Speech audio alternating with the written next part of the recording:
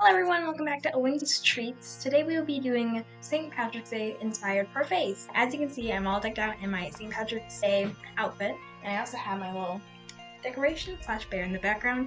So let's get started. This recipe is super simple and really easy.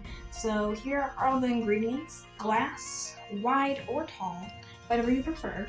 Nilla, wafers, and Oreos. So whatever you want. Instant pudding that I just made really quick. It's just from the blacksmith's green sprinkles, green food coloring. So let's get started. What we will need to do first is that we're going to dye our vanilla pudding. We're going to mix this up to get everything smooth, and then we're going to take our food coloring. So you only need like 2 or 3 drops depending on how green you want this. And then we're just going to whisk the green dye. Great, now that I have this nice green color, we're going to move on to assembling. We're just taking our components and we're just going to add them in to our parfaits.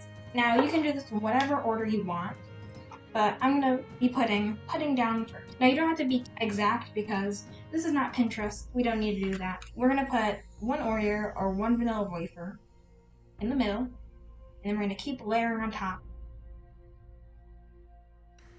Now that we have our layers in, now you can't see them from the outside, but you'll know that they're in the inside. Add sprinkles if you want, and just a little handful, and there you go. We have our parfait. You can put this in for 30 minutes to an hour and let it sit in the fridge, and the pudding will soak into the Oreo. It's our pudding parfaits. Thank you guys for watching.